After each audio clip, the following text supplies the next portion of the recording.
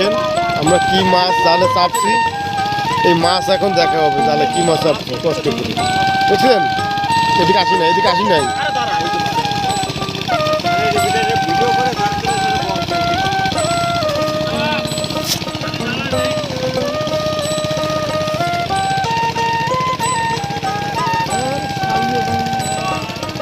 Viral কইরা দে আমারে, viral কইরা দে, লাইক কমেন্ট শেয়ার কইরা ভাইরাল কইরা দে।